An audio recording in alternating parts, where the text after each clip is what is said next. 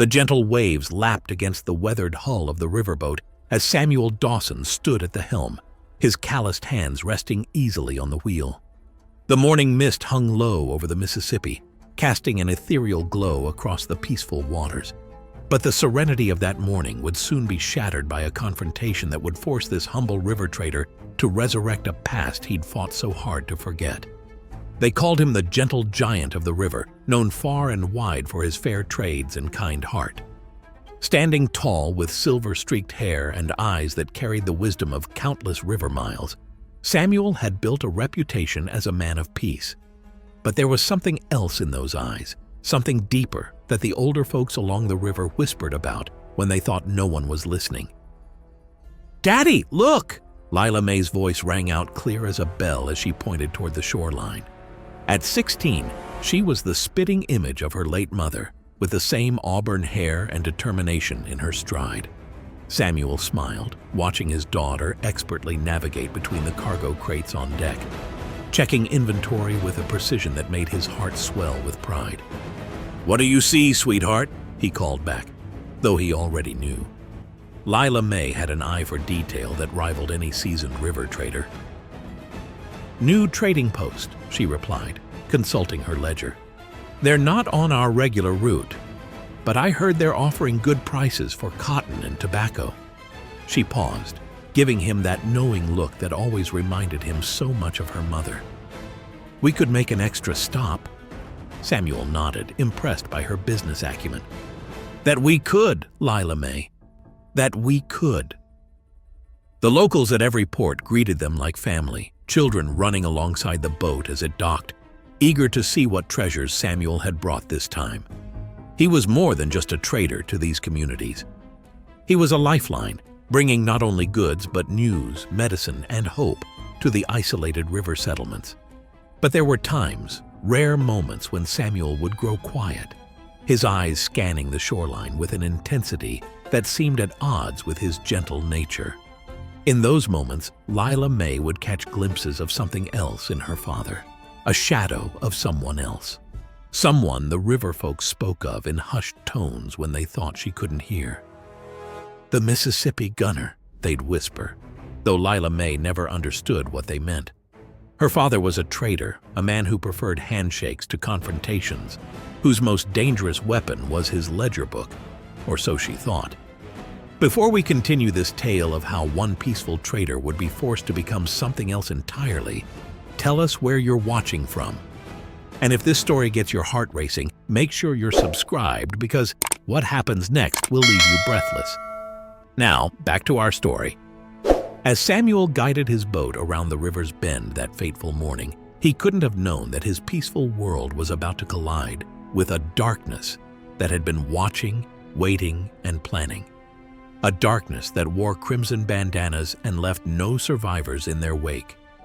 The first sign of trouble came with whispers carried downriver like autumn leaves on the current. Tales of a new gang, brutal and efficient, who'd left a trail of plundered boats and broken lives in their wake. The Crimson Outlaws, they called themselves, marked by blood-red bandanas that seemed to mock the very color of the violence they left behind. Red Jack Turner led them, a man whose reputation cast a long shadow over the Mississippi. Standing well over 6 feet tall with a shock of flame-red hair to match his namesake, he carried himself with the dangerous grace of a river cat. Those who survived encounters with him spoke of eyes that held no mercy and a smile that promised pain. Another boat hit near Memphis, Samuel overheard at their latest port stop. The dockhand's voice trembled as he unloaded the cargo. "Whole crew is missing. Cargo gone. Just that red bandana left hanging from the mast like some kind of trophy." Samuel kept his expression neutral, but his hands tightened imperceptibly on the cargo manifest he was holding. Beside him, Lila May continued her inventory, though he noticed how her pencil paused briefly at the news. That evening, as the sun painted the river in shades of amber and gold, 3 boats approached Samuel's vessel. They flew legitimate trading flags, but something about their approach set the hairs on the back of his neck standing. The lead boat's captain cut a striking figure, Red Jack himself, though Samuel didn't know it yet. "Evening, friend," Red Jack called out, his voice carrying easily across the water. "Wondered if you might be willing to trade with some fellow river folk." His smile seemed genuine enough, but Samuel had spent enough years on the river to recognize a crocodile's grin when he saw one. The Crimson Outlaws played their parts well. They spoke of families back home, shared stories of river life, and traded fairly for small items. But their eyes never stopped moving, cataloging every detail of Samuel's boat, noting the cargo, the crew, and most importantly, the routines. "Beautiful daughter you have," Red Jack commented casually as they prepared to leave, his gaze lingering a moment too long on Lila May. "Must be hard keeping her safe in these dangerous waters." Samuel stepped forward slightly, positioning himself between Red Jack and his daughter. "The river provides," he said simply, his voice carrying a weight that made several of Red Jack's men shift uncomfortably. As the Crimson Outlaws' boats disappeared around the river's bend, Lila May turned to her father. "There's something wrong with those men," she said softly, showing wisdom beyond her years. Samuel nodded, watching the darkening waters. He'd seen the calculating looks, noticed how they'd spread out in a practiced formation even while docked. These weren't traders, they were scouts, sizing up their next target. What they didn't realize was that they'd just made their first mistake. Because while Samuel Dawson might look like just another peaceful river trader, there were depths to him that even Lila May had never seen. Depths that he'd hoped would stay buried, but now stirred like a sleeping giant about to wake. The bustling port of Riverdale should have been a sanctuary, its wooden docks crowded with honest traders and hard-working stevedores. But as Samuel guided his boat into the harbor, he could feel the weight of unseen eyes tracking their every move. "Look lively," he told his small crew, keeping his voice casual while his eyes scanned the shoreline. "Thompson, stay with the cargo. Jenkins, help Lila May with the manifest." His tone was light, but there was an edge to his instructions that made his experienced crew members exchange knowing glances. The Crimson Outlaws had beaten them to port. They'd scattered themselves strategically throughout the crowd, their red bandanas now hidden. But Samuel spotted them all the same. Little details gave them away. The way they positioned themselves, how their hands never strayed far from their weapons, the practiced manner in which they maintained sight lines with each other. Red Jack made his entrance like a man who owned the dock, strolling down the wooden planks with an easy confidence that drew all eyes to him. "Mr. Dawson," he called out, spreading his arms wide in greeting. "What a pleasant surprise." Samuel felt Lila May tense beside him as Red Jack approached. "Sir," Samuel replied evenly, noting how 3 of Red Jack's men had casually moved to flank them. "I've been asking about you," Red Jack said, his smile never reaching his eyes.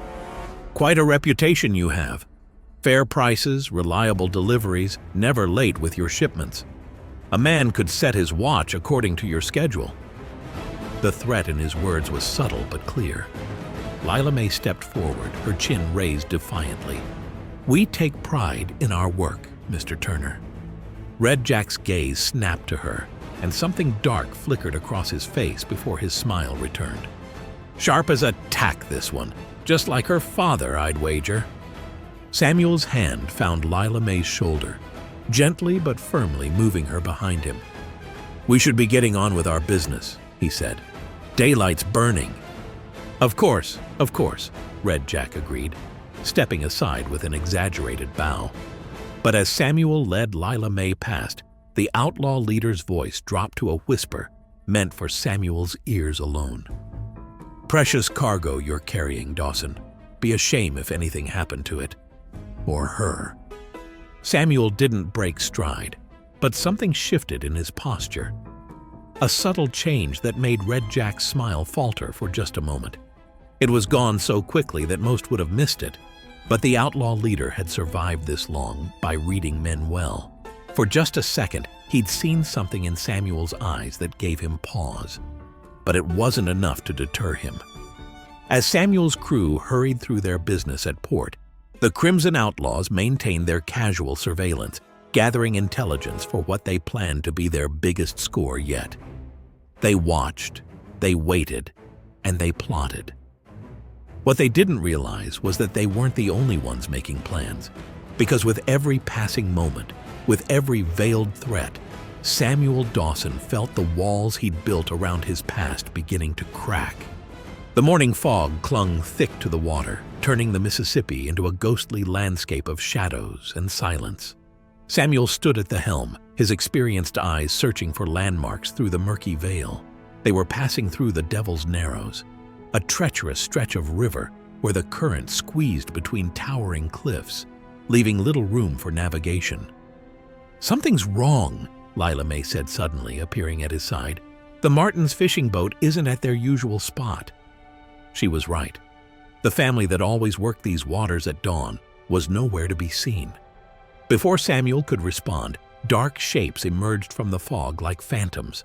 3 boats, moving with military precision, cut through the mist on an intercept course. The red bandanas were clearly visible now, no longer hidden behind false pretenses. "Get below," Samuel ordered, but it was too late. Grappling hooks sailed through the air, biting into the railings of their boat. The Crimson Outlaws swarmed aboard, led by Red Jack himself, his copper hair gleaming wet in the pale morning light. "Nobody needs to die today, Dawson," Red Jack announced, his voice carrying across the deck. "Just hand over the cargo, the gold I know you've got hidden away, and of course," his eyes fixed on Lila May, "any other valuable items you might be protecting." Samuel's crew, though brave, were traders, not fighters. They found themselves quickly overwhelmed, forced to their knees at gunpoint. Samuel stood his ground, positioning himself between the outlaws and his daughter. "There's no gold," Samuel said calmly, even as more bandits surrounded them. "Take what cargo you want and leave." Red Jack's response was a backhanded blow that sent Samuel staggering. "The Peaceful Trader Act might work on some," he snarled, "but I know better. A man doesn't make the profits you do without keeping something special tucked away." The fight that followed was brief, but brutal. Samuel managed to fell 2 attackers with surprisingly skilled movements, but sheer numbers overwhelmed him. A rifle butt to the back of his head brought him to his knees, vision swimming. Through blurred eyes, he watched helplessly as Red Jack grabbed Lila May. "No!" Samuel lunged forward, only to be driven back down by multiple attackers. "You should have just given us what we wanted," Red Jack said, dragging a struggling Lila May toward his boat. "Now we'll have to do this the hard way. You have 2 days, Dawson. Bring the gold to Crow's Point, or your daughter joins the other victims we've sent to the bottom of the river." Samuel fought against the hands holding him down, something dangerous awakening in his eyes. "If you harm her—" "You'll what?" Red Jack laughed. "Face it, old man. You're just a peaceful trader, and I'm the devil himself."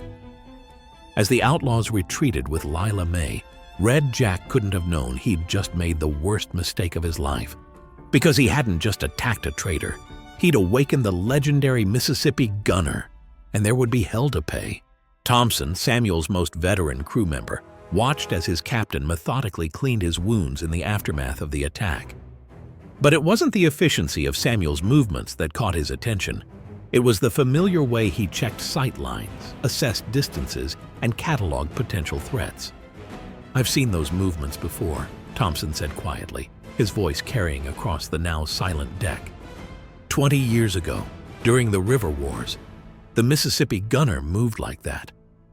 Samuel's hands stilled for just a moment, but it was enough confirmation for Thompson. "My God," he breathed. "It is you. The deadliest sharpshooter the river ever saw. The man who could hit a playing card 300 yards from a moving boat." The other crew members gathered closer, their eyes wide with disbelief. Samuel's reputation as the gentle trader suddenly took on a new dimension as Thompson continued.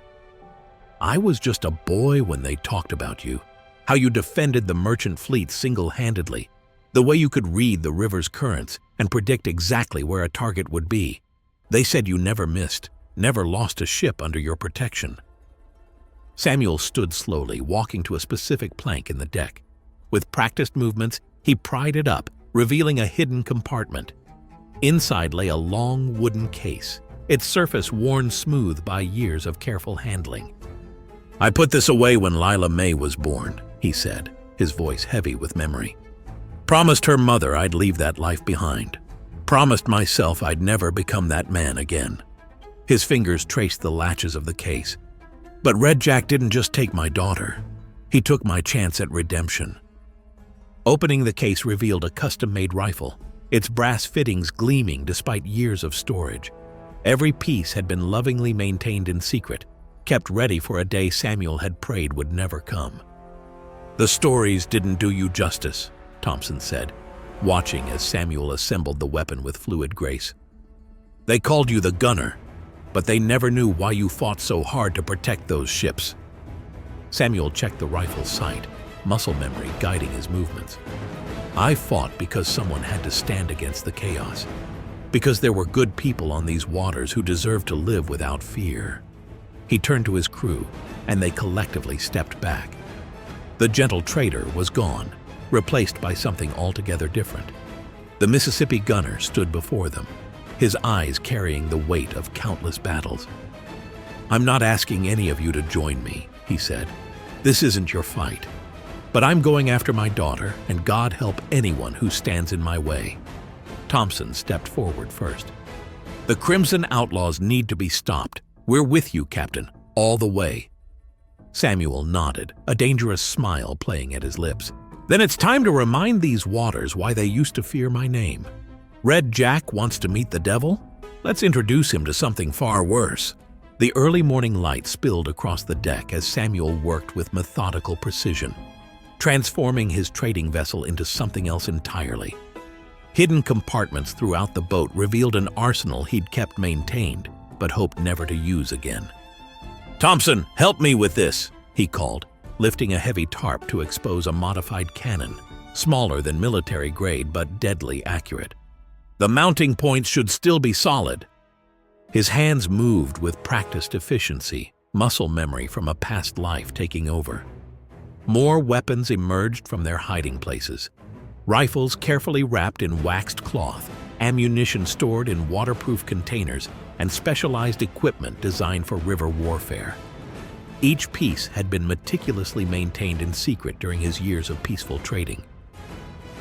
"Jenkins, take the helm. Thompson, I need you on port watch. The rest of you, gather round."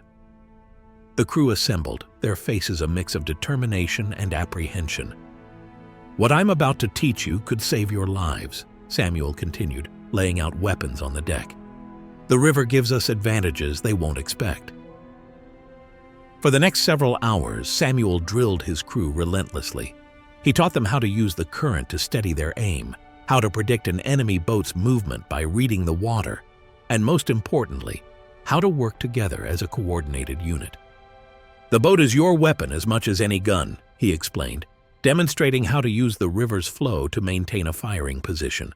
"The current, the wind, the depth, they're all tools if you know how to use them." As the sun climbed higher, Samuel penned a message and sent it downriver with their fastest runner. "Find Marcus Chen at the River Fork Trading Post," he instructed. "Tell him the gunner calls in his marker." The name meant nothing to the crew, but Samuel knew. Marcus had been his spotter during the River Wars, the only man who could match his reading of water and wind. If anyone could help him strike at the heart of the outlaws' operation, it was Marcus. Throughout the day, Samuel's peaceful trading vessel transformed. Hidden armor plates were mounted at crucial points, gun ports were unveiled, and the seemingly decorative brass fittings revealed themselves as cleverly disguised weapon mounts. "Remember," Samuel told his crew as evening approached, "we're not just fighting for Lila May. We're fighting for every family on this river who lives in fear of men like Red Jack. This ends now." As darkness fell, Samuel stood at the bow, his custom rifle assembled and ready. The weight of it in his hands felt like greeting an old friend. Comfortable, familiar, deadly. His eyes scanned the shoreline, seeing it now as he had 20 years ago, calculating distances, noting cover, marking potential ambush points. The Mississippi gunner was truly back, and with him came a reckoning that would be spoken of in whispers along the river for generations to come. Red Jack had wanted to meet the devil. He was about to meet something far worse. The moon cast silver ribbons across the dark waters as Samuel's boat glided silently through hidden channels few knew existed. His eyes, sharp as ever, caught signs others would miss. Broken reeds, disturbed mud patterns, the subtle wake patterns of boats trying to cover their tracks. "There," he whispered, pointing to a barely visible mark on a half-submerged log. Red Jack's lead boat scraped paint there, no more than 6 hours old. His crew watched in amazement as their gentle trader continued to read the river like an open book. At each small settlement they passed, Samuel's reputation as the Mississippi gunner opened doors that fear had sealed shut. "The outlaws passed through yesterday," an old ferryman whispered, glancing nervously over his shoulder. "Headed toward the Devil's Back, that maze of channels near the old cypress grove." "They're holding your girl at their main camp," another informant revealed, his voice trembling. "But nobody who's seen it has lived to tell where exactly it is." Samuel's eyes hardened. "They don't need to tell me. I already know." Meanwhile, aboard Red Jack's boat, Lila May remained defiant despite her captivity. From fragments of conversation and careless words, she began piecing together the truth about her father. The outlaws spoke of the Mississippi gunner with a mix of awe and fear, never realizing they were describing the very man they'd crossed. "Your daddy's reputation doesn't scare me," Red Jack sneered earlier, catching her listening. "The great Samuel Dawson turned soft as river mud. He won't dare come after you." But Lila May saw the doubt in his eyes, the way he doubled the guards, how he changed course 3 times, trying to throw off any pursuit. He was afraid, though he'd never admit it. Samuel's boat followed like a ghost, using currents and backwaters to close the distance. His crew watched in awe as he demonstrated why he'd been legendary, predicting exactly where the outlaws would emerge from each channel. "The river hasn't changed," he explained quietly. "Neither have men like Red Jack. They think they're being clever, but they're following patterns as old as these waters." Near dawn, they encountered a fishing boat that had been attacked by the outlaws. The family aboard recognized Samuel instantly. "The gunner," the old fisherman gasped. "They said you'd retired." "Some things are worth coming back for," Samuel replied, his voice carrying steel. "Tell me what you saw." The information they provided confirmed Samuel's suspicions. The outlaws were headed to their stronghold, a fortified cove he'd known about for years, but had prayed would never be used again. As the sun rose, Samuel stood at the helm, his rifle across his back, the weight as familiar as an old friend. The distance between hunter and prey was closing, and soon Red Jack would learn the terrible truth. He hadn't captured a trader's daughter. He'd awakened a legend's fury. The hidden cove materialized like a dark maw in the riverbank, sheltered by ancient cypress trees whose gnarled branches created a natural canopy. Samuel studied it from a concealed position upriver, counting at least 20 armed men patrolling the perimeter of what had once been an abandoned logging camp. Red Jack had chosen his base well. The approach was treacherous, with shallow sandbars and hidden snags that could tear the hull from any boat that didn't know the secret channel. But Samuel had helped create those very defenses during the river wars, though he'd never told that to anyone. "They've got sentries posted in the trees," Thompson whispered, passing Samuel the spyglass. "And those buildings, they've reinforced them with metal plating. Must have been working on this place for months." Through the glass, Samuel could see Lila May. They had her in the main building, but even in captivity she carried herself with defiance. He watched as she took in her surroundings, noting escape routes just as he'd taught her, though she'd never known why he'd insisted on such lessons. "Your girl's got spirit," Marcus Chen remarked, appearing silently beside them. He'd arrived an hour earlier, slipping through the outlaws' patrol boats like a fish through current. "Saw her throw water in Red Jack's face when he got too close. Man didn't take kindly to that." Samuel's grip tightened on his rifle, but his voice remained steady. How many boats? 5 in the cove, 3 more hidden in the back channel. They've got enough men and firepower to hold off a small army. Marcus paused, studying his old friend's face. Good thing we're not an army. The outlaws were celebrating their successful kidnapping, their raucous laughter carrying across the water. They passed bottles and boasted of future conquests, convinced of their invulnerability in their fortress. Red Jack's getting paranoid, Marcus reported. Doubled the guard after sunset, keeps talking about the gunner like he's seeing ghosts. Think he's finally figured out who you really are. Samuel nodded, his eyes never leaving the cove. Good.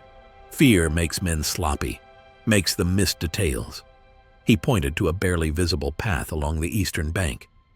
Like that escape route they think no one can see. As night deepened, Samuel laid out his plan. It was audacious, perhaps even foolhardy, but his crew listened with growing confidence. This wasn't the gentle trader speaking. This was the Mississippi gunner, the strategist who had never lost a battle. The river's going to fight for us, he explained, drawing diagrams in the dirt. The current, the terrain, even the moon. Everything has a part to play. When we strike, they'll think they're fighting an army, but really, they'll be fighting the river itself. Marcus smiled in the darkness, recognizing the tactical brilliance that had made Samuel legendary. Just like old times, my friend. No, Samuel replied, his voice carrying the weight of a father's determination. This time, it's different. This time, it's personal. The crew dispersed to their positions, each understanding their role in the coming battle. As Samuel made his final preparations, he caught sight of Lila May through his scope one last time. Hold on, baby girl, he whispered. Daddy's coming. The pre-dawn darkness shrouded Samuel's approach as his boat glided silently through the secret channel. Years of peaceful trading had taught him patience, but the Mississippi gunner had taught him timing. He waited until the night watch began to grow heavy-eyed, until the celebration in the camp had died down to embers and snores. Now, he whispered, and his crew moved like shadows. Thompson released floating mines into the current, not enough to sink ships, but enough to create chaos when detonated. Marcus positioned himself in the crow's nest, his expert eye already calculating wind and current. The first shot came from Samuel's rifle, a single precise round that shattered the lantern illuminating the guard post. In the sudden darkness, panic erupted among the outlaws. Before they could raise the alarm, 2 more shots found their marks, and the forward sentries dropped silently into the water. Incoming, Marcus called out, as the outlaws finally realized they were under attack. But their return fire was wild, uncoordinated, splashing harmlessly into the river around Samuel's boat. The battle exploded into full fury. Samuel's modified cannon spoke with a roar, sending specialized charges into the outlaws' ships. Rather than sink them, the shots entangled their rudders and fouled their propellers with chains and nets, tactics he'd perfected during the river wars. They're trying to flank us, Thompson shouted, but Samuel had anticipated this. A series of explosions lit up the water as the floating mines found their targets, sending the outlaws' boats into confusion. Inside the camp, Lila May heard the combat and sprang into action. Using skills she'd never known her father had taught her for this very purpose, she managed to slip her bonds. In the chaos, she created her own diversion, setting fire to the outlaws' ammunition store. "The girl!" Red Jack's voice carried over the din of battle. "Don't let her escape!" But his men were too busy trying to stay alive as Samuel's crew picked them off with terrifying precision. Samuel's boat moved like a living thing, using the current to maintain a perfect firing position while remaining a difficult target. Each shot from his rifle found its mark, not always killing, but efficiently disabling the outlaws' ability to fight back. "Just like you taught me," Marcus called out, his spotting allowing Samuel to adjust for the shifting winds and current. Together they worked with the telepathy of longtime partners, anticipating each other's needs without words. The outlaws' return fire grew increasingly desperate. They had the numbers, but Samuel had the river itself as an ally. He'd chosen the battlefield carefully. Every current, every shadow, every quirk of the terrain worked to his advantage. "They're breaking!" Thompson announced as several outlaws began fleeing into the woods. The sight of their companions falling with surgical precision had shattered their nerves. But Red Jack rallied his core followers for one final stand. "Push them back!" he roared, personally manning a cannon. "The gunner's just one man." Samuel's response was another perfect shot that destroyed Red Jack's cannon mounting, sending the weapon tumbling into the river. The message was clear. The Mississippi gunner might be one man, but he was one man too many for the Crimson Outlaws to handle.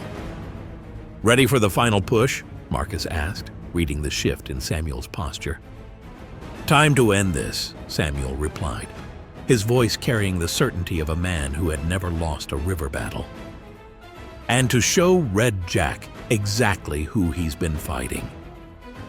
The battle had reduced the outlaws' stronghold to chaos, but Red Jack stood defiantly on his flagship's deck, his red bandana now stained darker with blood from a grazing wound.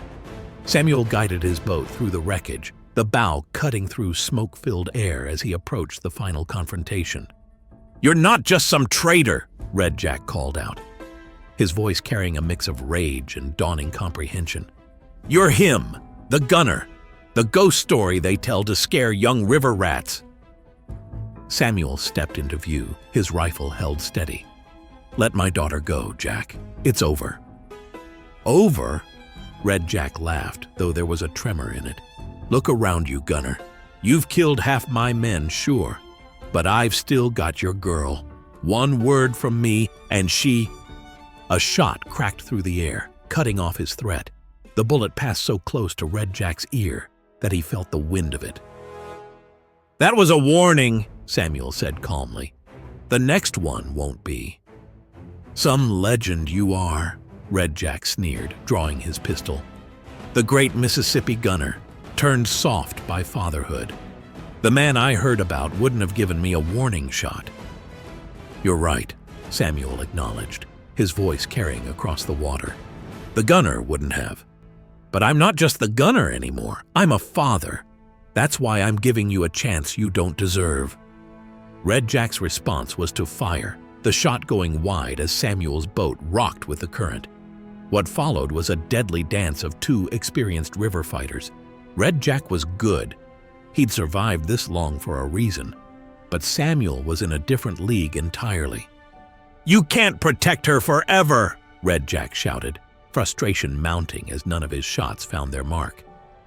"There'll be others after me. The river's changing, old man." "No," Samuel replied, his next shot splintering the wheel beside Red Jack's head. "The river's not changing. Men like you just keep forgetting its laws."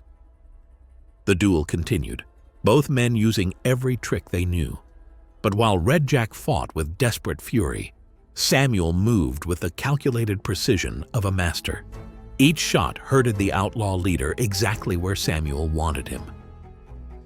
"You know what your mistake was, Jack?" Samuel asked, steadying his aim for the final shot.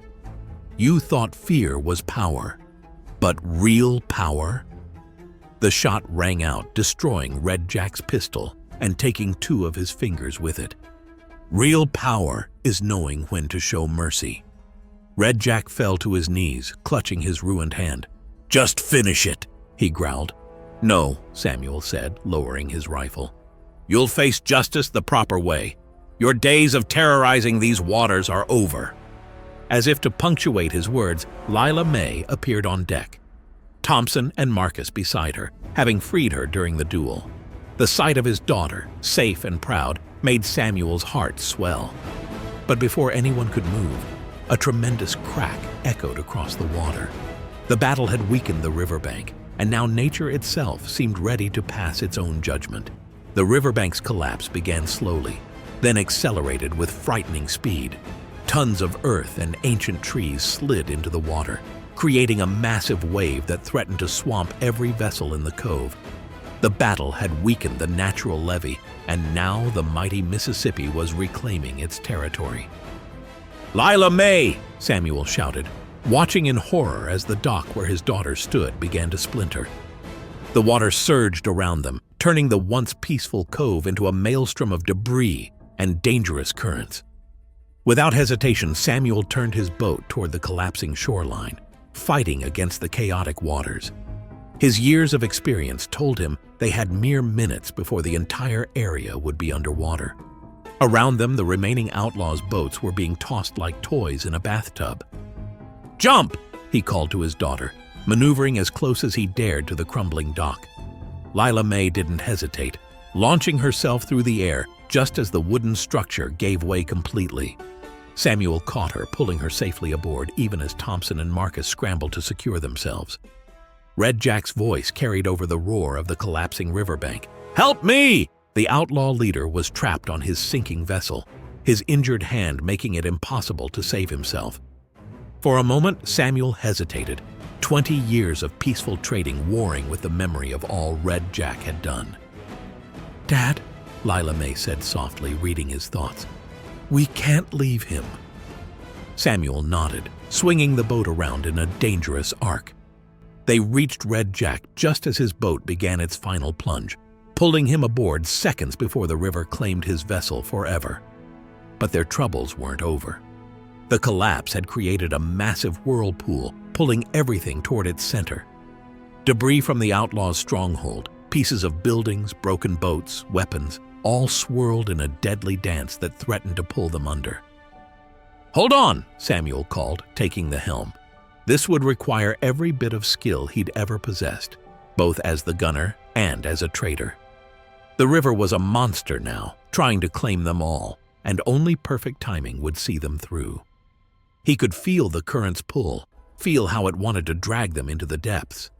But Samuel read the water like a book, finding the seams between the chaotic forces, threading their way through impossible gaps in the debris. "The channel's blocked!" Marcus shouted, pointing ahead to where fallen trees had created a deadly barrier. Samuel's eyes narrowed as he calculated current, weight, and momentum. "Not for long," he replied, turning the boat so its reinforced bow faced the obstacle. "Everyone down!" The impact was tremendous, splintering the logs but also damaging their boat. Water began seeping in through new cracks in the hull, but they were through. And more importantly, they were past the whirlpool's reach. As they limped toward safer waters, Lila May hugged her father tightly. Behind them, the last remnants of the outlaws' stronghold disappeared beneath the Mississippi surface, as though the river itself had decided to erase all trace of their evil from its waters. The morning sun cast a golden glow over the river as Samuel's boat made its final approach to their home port. Word of their victory had traveled faster than their damaged vessel, and it seemed the entire town had gathered to welcome them home. Children ran along the shoreline, pointing excitedly at the battle-scarred boat that had become a symbol of defiance against tyranny. "Look at this welcome," Lila May said softly, standing beside her father at the helm. "They're all here for you, Dad." Samuel shook his head, smiling. "They're here for all of us, for what we proved together." His hands, steady on the wheel, guided them to the dock with the same gentle precision he'd always shown, though now everyone knew what power lay beneath that careful control. Red Jack and his surviving men were transferred to the authorities. Their reign of terror along the Mississippi finally ended. As they were led away, Red Jack turned back one last time, meeting Samuel's gaze with a mix of respect and resignation. "The river's yours, Gunner," he said quietly. "Always was." The days that followed brought changes to their lives. The legend of the Mississippi Gunner was no longer a whispered myth, but a known truth. Yet Samuel continued his trading routes, remaining the same fair and honest man he'd always been. The only difference now was that other traders sailed with greater confidence, knowing the river had a guardian. "Will you teach me?" Lila May asked one evening as they sat on their boat's deck, watching the sunset paint the water in shades of amber and gold. "Everything you know about the river, about protecting people?" Samuel studied his daughter's face, seeing in it the same determination that had driven him in his younger days. "You sure that's what you want? It's not an easy path." I'm sure, Dad. The river needs more than just traders. It needs people willing to stand up for what's right. And so began a new chapter in their lives. Samuel taught Lila Mae everything, not just about trading and navigation, but about reading the river's moods, about marksmanship, about the delicate balance between power and restraint. She proved an apt pupil, combining her father's skills with her own natural intuition. Their boat became a symbol of hope along the Mississippi.